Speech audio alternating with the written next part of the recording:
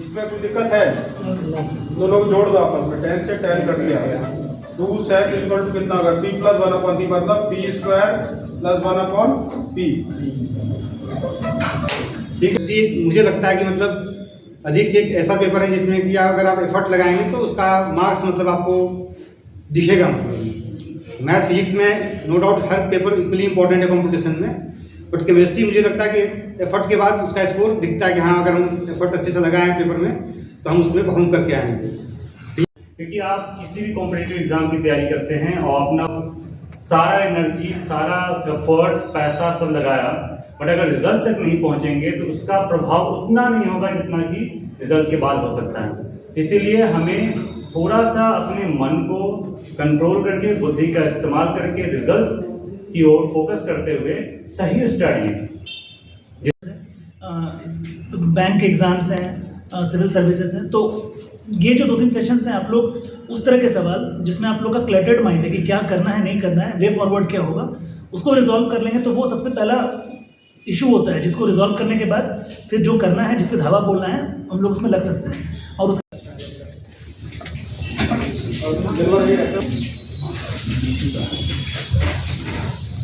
लगाया है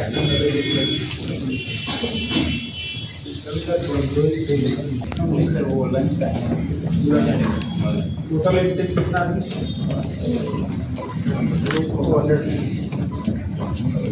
यहाँ पे 2 जो इनका सेशन हुआ था वो कब हुआ था? सर वो 21 सितंबर से सर वही सर वो 2 बार कैफे बदला कैफे के चक्कर में टाइम बर्बाद होता था। इधर इन लोग की क्लासेस चलती हैं, अलग अलग फैकल्टीज को बुला लेते हैं।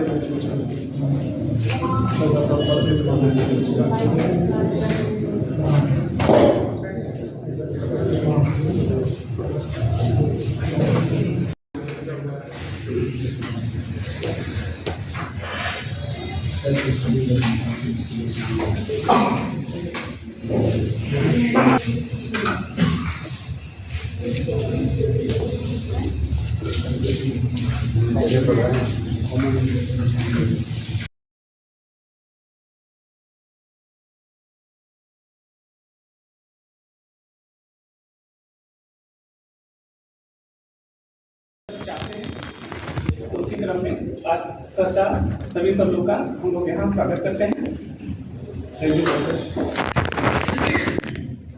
अभी जो बच्चे हम लोग के यहाँ आए हुए हैं इसमें जेपीएससी वाले हैं, कुछ जेपीएससी के लिए तैयारी कर रहे हैं। आप है ना हमारे साथ आए हैं। अदर देन जो जेपीएससी और यूपीएससी की तैयारी कर रहे हैं उनके लिए तो हम लोग कॉमन बातचीत कर सकते हैं।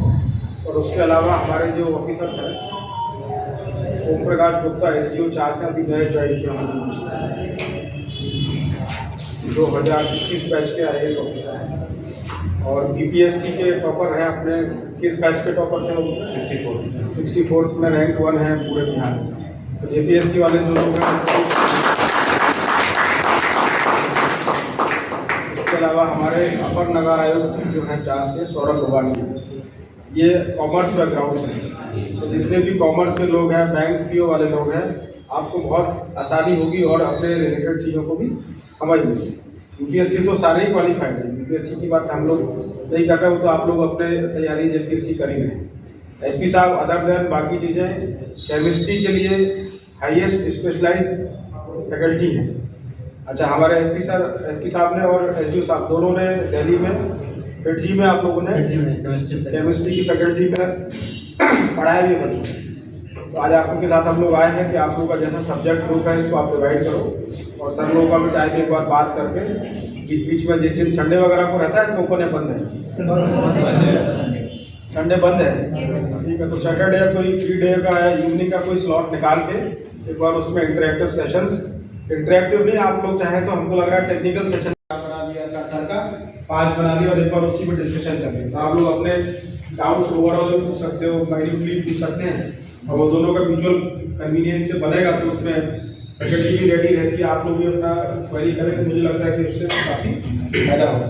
बाकी स्पेसिफिक आप लोग जिनसे इंटरेक्शन करना चाहें, आप लोग उससे इनिशिएट करना चाहो, बात कर सकते हैं। इसमें कोई दिक्कत है? दोनों को जोड़ दो आपस में, 10 से 10 कर लिया। 2 sec इक्वल टू कितना होगा p प्लस 1/p मतलब p स्क्वायर प्लस 1/p। ठीक है, इसको cos में लिखोगे तो 2p/1 प्लस p स्क्वायर और थीटा में लिखोगे तो cos इनवर्स। समझे कि नहीं? Yes sir. क्योंकि आप किसी भी कॉम्पिटिटिव एग्जाम की तैयारी करते हैं और अपना सारा एनर्जी, सारा एफर्ट, पैसा सब लगाया, बट अगर रिजल्ट तक नहीं पहुंचेंगे तो उसका प्रभाव उतना नहीं होगा जितना कि रिजल्ट के बाद हो सकता है। इसीलिए हमें थोड़ा सा अपने मन को कंट्रोल करके, बुद्धि का इस्तेमाल करके रिजल्ट की ओर फोकस करते हुए सही स्टडी, जितना रिक्वायर्ड है उतना पुटअप किया। तो बैंक एग्जाम्स हैं, सिविल सर्विसेज हैं, तो ये जो 2-3 सेशंस हैं, आप लोग उस तरह के सवाल जिसमें आप लोग का क्लैटर्ड माइंड है कि क्या करना है नहीं करना है, वे फॉरवर्ड क्या होगा, उसको रिजॉल्व कर लेंगे तो वो सबसे पहला इशू होता है, जिसको रिजॉल्व करने के बाद फिर जो करना है, जिस पे धावा बोलना है, हम लोग उसमें लग सकते हैं। और उसके बाद सबसे लॉजिकल स्टेप वही रहेगा कि इंटरेस्ट ग्रुप की, जैसे सर ने बताया कि सबका अलग अलग बैकग्राउंड है, तो आप लोग अपने हिसाब से कि क्या क्या रिक्वायरमेंट है वो एक नोट करके किस तरह के रिक्वायरमेंट्स है। जेईई में भी जो लोग यहाँ तैयारी कर रहे हैं आईआईटी के लिए, तो केमिस्ट्री मुझे लगता है कि मतलब अधिक एक ऐसा पेपर है जिसमें कि अगर आप एफर्ट लगाएंगे तो उसका मार्क्स मतलब आपको दिखेगा। मतलब मैथ फिजिक्स में नो डाउट हर पेपर इक्वली इंपॉर्टेंट है कंपटीशन में, बट केमिस्ट्री मुझे लगता है कि एफर्ट के बाद उसका स्कोर दिखता है कि हाँ, अगर हम एफर्ट अच्छे से लगाए हैं पेपर में तो हम उसमें परफॉर्म करके आएंगे। फिजिक्स वगैरह में क्या है कि अगर कॉन्सेप्ट आपका क्लिक नहीं किया उस दिन, मैथ में ट्रिक क्लिक नहीं किया समहाउ, बट केमिस्ट्री में बहुत ही मतलब एक जो कॉन्सेप्ट है या जो ट्रिक है या जो अप्रोच है क्वेश्चन बनाने का, बहुत लिमिटेड है हमारे समझ से। तो केमिस्ट्री के लिए मैं ये कहूँगा कि देखिए, पहला चीज़ तो आप जो भी मेटेरियल से पढ़ते हैं, रेफरेंस मेटेरियल जो भी है मार्केट में, वो जो पढ़ते हैं पढ़िए। लेकिन जो सबसे इम्पोर्टेंट चीज़ है वो बोलते हैं रिवर्स इंजीनियरिंग। मतलब आप जितने प्रीवियस ईयर के पेपर्स हैं, लास्ट 20 साल के 30 साल के, जब आप चैप्टर को पढ़ते हैं, क्वेश्चंस बनाते हैं, मतलब तो सिर्फ थ्योरी पढ़ने से काम नहीं होगा, थ्योरी का एप्लीकेशन आना चाहिए। ठीक है, और कॉन्सेप्ट आपको देना है, कॉन्सेप्ट क्या है उस क्वेश्चंस में। तो अगर 20 साल 25 साल के पेपर को आप देखेंगे, प्रीवियस ईयर के पेपर को आप देखेंगे, उस चैप्टर का, पर्टिकुलर चैप्टर का सारा कॉन्सेप्ट उस 25 साल के पेपर में आ गया है। मतलब तो जब भी आप किसी चैप्टर को पढ़ते हैं, मतलब जब आपका एक बार अच्छे से तैयारी